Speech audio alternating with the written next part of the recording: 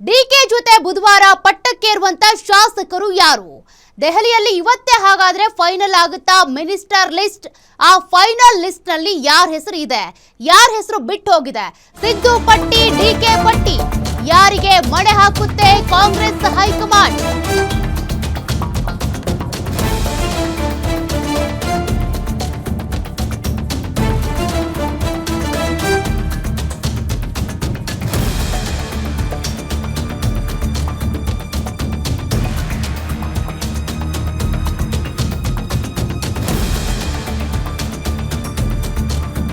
ಹಾಗಾದ್ರೆ ಇವತ್ತು ಫೈನಲ್ ಆಗುತ್ತಾ? ಯಾವ ಸಚಿವರು ಡಿಕೆ ಶಿವಕುಮಾರ್ ಅವರ ಜೊತೆಗೆ ಪ್ರಮಾಣ ವಚನ ಸ್ವೀಕಾರ ಮಾಡ್ತಾರೆ ಅನ್ನೋದ್ರ ಬಗ್ಗೆ. ಮತ್ತೊಂದು ಕಡೆ ರಾಜ್ಯಸಭೆಗೆ ಪರಿಷತ್ ಅಭ್ಯರ್ಥಿಗಳ ಆಯ್ಕೆಯ ಬಗ್ಗೆ ಕೂಡ ಆ ಪ್ರಕ್ರಿಯೆ, ಆ ಡಿಸ್ಕಷನ್ ಆಗುತ್ತಾ?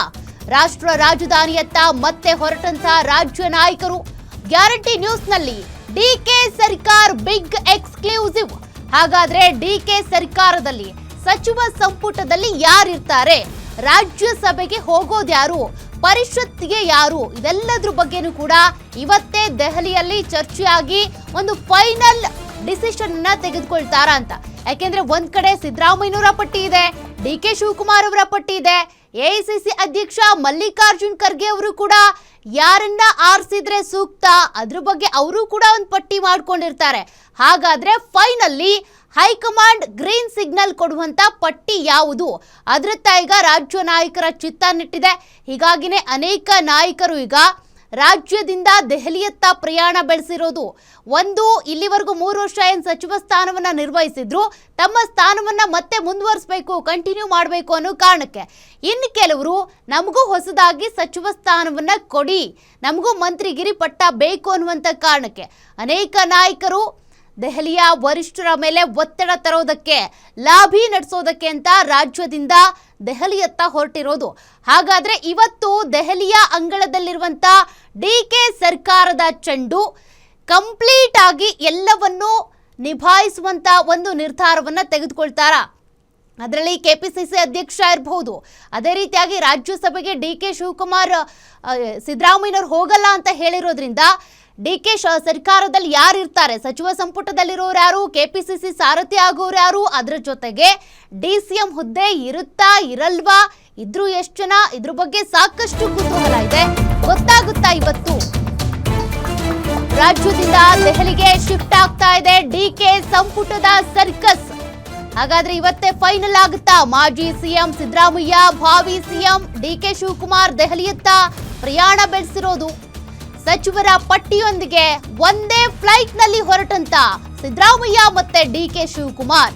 ಸಿದ್ದರಾಮಯ್ಯ ಜೊತೆ ಜಮೀರ್, ನಜೀರ್ ಅಹಮದ್ ಕೂಡ ಪ್ರವಾಸ ಬೆಳೆಸಿರೋದು. ಏನೆಲ್ಲ ಆಗಬಹುದು ದೆಹಲಿಯಲ್ಲಿ? ಇವತ್ತು ದೆಹಲಿಯಲ್ಲಿ ಕಾಂಗ್ರೆಸ್ ಹೈ ವೋಲ್ಟೇಜ್ ಮೀಟಿಂಗ್ ನಡೆಯುತ್ತೆ. ಆ ಮೀಟಿಂಗ್ ನಲ್ಲಿ ಏನ್ ಡಿಸಿಷನ್ ತಗೋತಾರೆ? ಡಿಕೆ ಶಿವಕುಮಾರ್ ನೂತನ ಸಂಪುಟ ರಚನೆ ಕುರಿತು ಮಹತ್ವದ ಮೀಟಿಂಗ್ ನಡೆಯುತ್ತೆ. ಸಚಿವರ ಆಯ್ಕೆ ಬಗ್ಗೆ ಅಭಿಪ್ರಾಯ ಕೇಳಲಿರುವಂತ ಹೈಕಮಾಂಡ್ನ ನಾಯಕರು, ಯಾರನ್ನ ಆಯ್ಕೆ ಮಾಡಿದ್ರೆ ಏನಾಗುತ್ತೆ ಅಂತ. ಡಿಕೆ ಸಿದ್ದು ಇಬ್ಬರ ಲಿಸ್ಟ್ ಇಟ್ಕೊಂಡು ಸಚಿವರ ಆಯ್ಕೆ ಪ್ರಕ್ರಿಯೆ ನಡೆಯುತ್ತೆ.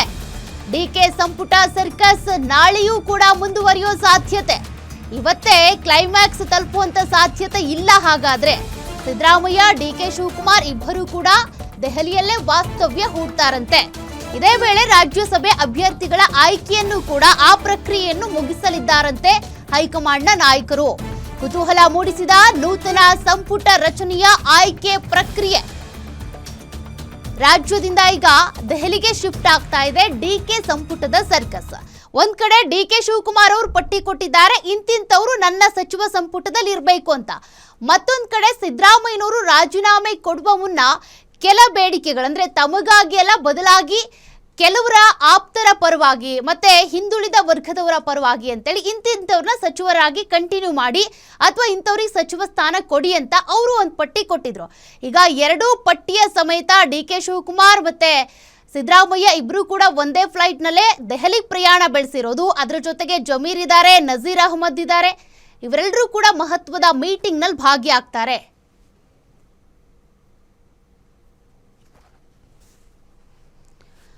ಮತ್ತಷ್ಟು ಡೀಟೇಲ್ಸ್ ಕೊಡ್ತಾರೆ ನಮ್ಮ ಪೊಲಿಟಿಕಲ್ ರಿಪೋರ್ಟರ್ ದುರ್ಗೇಶ್ ಲೈವ್ ಅಲ್ಲಿ ಜಾಯ್ನ್ ಇದ್ದಾರೆ. ದುರ್ಗೇಶ್, ಈಗ ಸದ್ಯಕ್ಕೆ ಇರುವಂತ ಮಹತ್ವದ ಪ್ರಶ್ನೆ ಕುತೂಹಲ ಅಂದ್ರೆ ಡಿ.ಕೆ. ಶಿವಕುಮಾರ್ ಅವರ ಸಚಿವ ಸಂಪುಟ ಹೇಗಿರುತ್ತೆ, ಯಾವ ರೀತಿ ಬದಲಾವಣೆಗಳು, ಏನ್ ಸರ್ಪ್ರೈಸಿಂಗ್ ಆಗಿ ಡಿಸಿಷನ್ಸ್ ತಗೋತಾರೆ ಅಂತ ದೆಹಲಿಯಲ್ಲಿ ಏನೆಲ್ಲ ಆಗಬಹುದು ಇವತ್ತು? ಸಿಎಂ ಆಗಿ ಆಯ್ಕೆ ಆಗುವಂತ ಡಿ.ಕೆ. ಶಿವಕುಮಾರ್ ಅವರ ಸಚಿವ ಸಂಪುಟ ಹೇಗಿರ್ಬೇಕನ್ನುವಂತ ಕುತೂಹಲ ಭಾರಿ ಆಗಿರುವಂತದ್ದು. ಯಾಕಂದ್ರೆ ಸಿದ್ದರಾಮಯ್ಯನವರ ಪಟ್ಟಿ ಒಂದು, ಡಿ.ಕೆ. ಶಿವಕುಮಾರ್ ಅವರ ಪಟ್ಟಿ ಒಂದು ಅನ್ನುವಂಥದ್ದು ಮತ್ತು ಹೈಕಮಾಂಡ್ ನಾಯಕರ ಪಟ್ಟಿಯೂ ಕೂಡ ಇರುತ್ತೆ. 3 ಪಟ್ಟಿಗಳನ್ನ ತಾಳೆ ಹಾಕಿ ಇವತ್ತು ಹೈಕಮಾಂಡ್ ನಾಯಕರು ಚರ್ಚೆ ನಡೆಸಿ ಒಂದು ಫೈನಲ್ ಹಂತಕ್ಕೆ ಬರುವಂತದ್ದು. ಪ್ರಮುಖವಾಗಿ ಇವತ್ತು ಡಿ.ಕೆ. ಶಿವಕುಮಾರ್ ಮತ್ತು ಸಿದ್ದರಾಮಯ್ಯ ಅವರ ಪಟ್ಟಿಯ ಒಂದು ತಾಳೆ ಮಾಡಲಾಗುತ್ತೆ. ಜೊತೆಗೆ ಹೈಕಮಾಂಡ್ ನಾಯಕರು ಯಾವ ರೀತಿ ಯಾರೆಲ್ಲ ಇರ್ಬೇಕು ಅನ್ನುವಂಥದ್ದನ್ನ ಚರ್ಚೆ ಮಾಡಲಾಗುತ್ತೆ. ಪ್ರಮುಖವಾಗಿ ರಾಹುಲ್ ಗಾಂಧಿ, ಮಲ್ಲಿಕಾರ್ಜುನ್ ಖರ್ಗೆ, ಸೋನಿಯಾ ಗಾಂಧಿ ಅವರ ಜೊತೆಗೆ ಡಿ.ಕೆ. ಶಿವಕುಮಾರ್, ಸಿದ್ದರಾಮಯ್ಯ ಕುರಿತು ಚರ್ಚೆ ಮಾಡ್ತಾರೆ ಅನ್ನುವಂತ ಮಾಹಿತಿ ಇರುವಂತದ್ದು. ಈಗಾಗಲೇ ಡಿ.ಕೆ. ಶಿವಕುಮಾರ್ ಅವರು ಕೂಡ ತಮ್ಮ ಒಂದು ಪಟ್ಟಿಯನ್ನ ರೆಡಿ ಮಾಡ್ಕೊಂಡಿದ್ದಾರೆ. ಸಿದ್ದರಾಮಯ್ಯ ಅವರು ರಾಜೀನಾಮೆ ಕೊಡೋಕ್ಕಿಂತ ಮುಂಚೆ ಒಂದು ಪಟ್ಟಿಯನ್ನ ರೆಡಿ ಮಾಡಿದ್ದಾರೆ. ಮತ್ತೆ ಒಂದಿಷ್ಟು ಅಸಮಾಧಾನಗಳು ತಮಗೆ ಅವಕಾಶ ಸಿಗಬೇಕು ಅನ್ನೋ ನಿಟ್ಟಿನಲ್ಲಿ ಈಗಾಗಲೇ ಶಾಸಕರೆಲ್ಲರೂ ಕೂಡ ದೆಹಲಿ ಪ್ರವಾಸವನ್ನ ಕೈಗೊಂಡಿರುತ್ತದೆ. ಪ್ರಮುಖವಾಗಿ ಪರಮೇಶ್ವರ್, ಸತೀಶ್ ಜಾರಕಿಹೊಳಿ, ಈಗ ಸಿದ್ದರಾಮಯ್ಯ ಅವರ ಜೊತೆಗೆ ಜಮೀರ್ ಅಹಮದ್ ಮತ್ತು ನಜೀರ್ ಅಹಮದ್ ಖಾನ್ ಅವರು ಕೂಡ ಈಗ ದೆಹಲಿ ಪ್ರವಾಸವನ್ನ ಕೈಗೊಳ್ಳುತ್ತಿದ್ದಾರೆ. ಹೀಗಾಗಿ ಬಹಳ ಕುತೂಹಲ ಮೂಡಿಸ್ತಾ ಇರುವಂತದ್ದು ಡಿ.ಕೆ. ಶಿವಕುಮಾರ್ ಅವರ ನೂತನ ಸಚಿವ ಸಂಪುಟದಲ್ಲಿ ಯಾರೆಲ್ಲ ಸಚಿವರಾಗ್ತಾರೆ ಅನ್ನುವಂತ ಕುತೂಹಲ ಹೆಚ್ಚಾಗ್ತಾ ಇದೆ. ಯಾಕಂದ್ರೆ ಜಾತಿವಾರು, ಜಿಲ್ಲಾವಾರು ಮತ್ತೆ ಪ್ರಾದೇಶಿಕವಾರು ಆದ್ಯತೆಯನ್ನು ಕೊಡ್ಬೇಕಾಗತ್ತೆ. ಮತ್ತು ಸಿದ್ದರಾಮಯ್ಯ ಅವರ ಆಪ್ತರು ಮತ್ತು ಡಿ.ಕೆ. ಶಿವಕುಮಾರ್ ಆಪ್ತರು ಕೂಡ ಒಂದಿಷ್ಟು ಪೈಪೋಟಿಯನ್ನು ನಡೆಸ್ತಿದ್ದಾರೆ. ಹೀಗಾಗಿ ಈಗ ಸಿದ್ದರಾಮಯ್ಯನಲ್ಲಿದ್ದಂತಹ ಸಚಿವ ಸಂಪುಟದಲ್ಲಿದ್ದಂತಹ ಸಚಿವರೆಲ್ಲರೂ ಕೂಡ ನಮ್ಮನ್ನ ಉಳಿಸಿಕೊಡಿ ಅನ್ನೋ ರೀತಿಯಲ್ಲಿ ಬೇಡಿಕೆಗಳನ್ನ ಇಡ್ತಾ ಇದ್ರೆ, ಇತ್ತ ಹೊಸದಾಗಿ ನೂತನವಾಗಿ ಆಯ್ಕೆಯಾಗಿರುವಂತಹ ಒಂದಿಷ್ಟು ಶಾಸಕರು ಮತ್ತೆ 2-3 ಬಾರಿ ಗೆದ್ದಂತ ಶಾಸಕರು, ಹಿರಿಯ ಶಾಸಕರು ಕೂಡ ಸಚಿವಾಕಾಂಕ್ಷಿಗಳಾಗಿ ರೇಸ್ ನಲ್ಲಿದ್ದಾರೆ.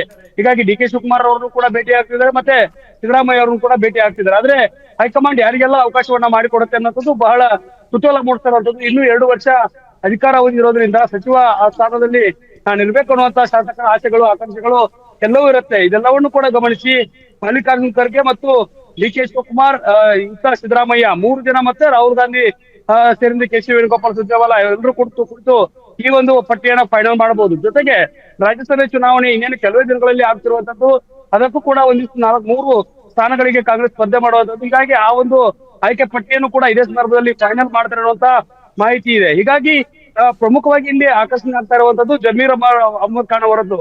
ಯಾಕಂದ್ರೆ ಮುಸ್ಲಿಂ ಕೋಟಾದಲ್ಲಿ ಮತ್ತೆ ಜಾತಿವಾರು ಡಿಸಿಎಂ ಗಳನ್ನ ರಚನೆ ಮಾಡ್ತೀವಿ ಅನ್ನೋ ಮಾತು ಕೇಳಿ ಬರ್ತಾ ಇದೆ. ಹೀಗಾಗಿ ದಲಿತ ಕೋಟಾದಲ್ಲಿ ಪರಮೇಶ್ವರ್, ಪ್ರಿಯಾಂಕ್ ಖರ್ಗೆ ಮುನ್ನೆಲೆ ಬರ್ತಾ ಇದ್ರೆ, ಇತ್ತ ಮುಸ್ಲಿಂ ಕೋಟಾದಲ್ಲಿ ಜಮೀರ್ ಅಹಮದ್ ಮತ್ತು ಯುಟಿ ಖಾದರ್ ಅವರ ಹೆಸರುಗಳು ಬರ್ತಾ ಇದೆ. ಇತ್ತ ಕುರುಬ ಕಮ್ಯುನಿಟಿಯಿಂದ ಯತೀಂದ್ರ ಸಿದ್ದರಾಮಯ್ಯ ಅವರಿಗೆ ಡಿಸಿಎಂ ಸ್ಥಾನ ಸಿಗುತ್ತೆ ಅನ್ನೋದು ಒಂದ್ ಕಡೆ ಆದ್ರೆ, ಈಶ್ವರ್ ಖಂಡ್ರೆ ಮತ್ತು ಎಂ ಬಿ ಪಾಟೀಲ್ ಅವರಿಗೆ ಲಿಂಗಾಯತ ಕೋಟಾದಲ್ಲಿ ಡಿಸಿಎಂ ಸ್ಥಾನವನ್ನ ಒಲಿಯತ್ತೆ ಅನ್ನುವಂಥದ್ದು ಪ್ರಶ್ನೆ ಇರುವಂತದ್ದು. ಹೀಗಾಗಿ 4 ಡಿಸಿಎಂ ಮತ್ತು ಒಂದಿಷ್ಟು ಸಚಿವರಿಗೆ ಮೊದಲ ದಿನವೇ ಒಂದು ಪದಗ್ರಹಣ ಮಾಡೋದಕ್ಕೆ ಡಿ.ಕೆ. ಶಿವಕುಮಾರ್ ಅವರ ಜೊತೆಗೆ ಹೈಕಮಾಂಡ್ ಅವಕಾಶವನ್ನ ಮಾಡಿಕೊಟ್ರೆ, ಜೂನ್ 18ರ ಬಳಿಕ ರಾಜ್ಯಸಭೆಯ ಒಂದು ಚುನಾವಣೆ ಮುಗಿದ ಬಳಿಕ ಸಂಪೂರ್ಣ ಸಚಿವ ಸಂಪುಟ ರಚನೆ ಆಗುತ್ತೆ ಇರುವಂತ ಮಾತುಗಳಿದೆ. ಹೀಗಾಗಿ ಹೈಕಮಾಂಡ್ ನಾಯಕರು ಮೊದಲ ಮತ್ತು 2ನೇ ಪಟ್ಟಿಯನ್ನ ಯಾವ ರೀತಿ ವಿಂಗಡಣೆ ಮಾಡ್ತಾರೆ, ಯಾರಿಗೆಲ್ಲ ಅವಕಾಶವನ್ನ ಮಾಡಿಕೊಡ್ತಾರೆ, ಸಿದ್ದರಾಮಯ್ಯ ಬಣದಲ್ಲಿ ಗುಡಿಸ್ಕೊಂಡಿರುವಂತ ಆಪ್ತರಿಗೆ ಹೈಕಮಾಂಡ್ ನಾಯಕರು ಮನೆ ಹಾಕಿ ಅವಕಾಶವನ್ನ ಮಾಡಿಕೊಡ್ತಾರೆ. ಯಾಕಂದ್ರೆ ಸಿದ್ದರಾಮಯ್ಯನವರು ಕಂಡೀಷನ್ ಗಳನ್ನ ಹಾಕಿದ್ದಾರೆ ಅನ್ನುವಂಥದ್ದು ಇದೆ. ಹೀಗಾಗಿ ಡಿ.ಕೆ. ಸಿದ್ದರಾಮಯ್ಯನವರ ಜೊತೆಗೆ ಇವತ್ತು ಜಮೀರ್ ಅಹಮದ್ ಮತ್ತು ನಜೀರ್ ಅಹಮದ್ ಹೋಗಿರುವಂತದ್ದು, ಜೊತೆಗೆ ಡಿ.ಕೆ. ಶಿವಕುಮಾರ್ ಅವರ ಜೊತೆಗೂ ಕೂಡ ಮತ್ತೆ ಒಂದಿಷ್ಟು ಪ್ರತ್ಯೇಕವಾಗಿ ಶಾಸಕರು ಈಗಾಗಲೇ ದೆಹಲಿಯ ಅಂಗಳವನ್ನ ತಲುಪಿದ್ದಾರೆ. ಹೈಕಮಾಂಡ್ ಮೇಲೆ ಒತ್ತಡ ಇರುವಂತಹ ಒಂದು ಲಾಬಿಯನ್ನ ಮಾಡುವಂತ ಕೆಲಸವನ್ನ ಮಾಡ್ತಿರುವಂತದ್ದು. ಸೌಖ್ಯ. Okay, thank you Durgesh ಡೀಟೇಲ್ಸ್ಗೆ.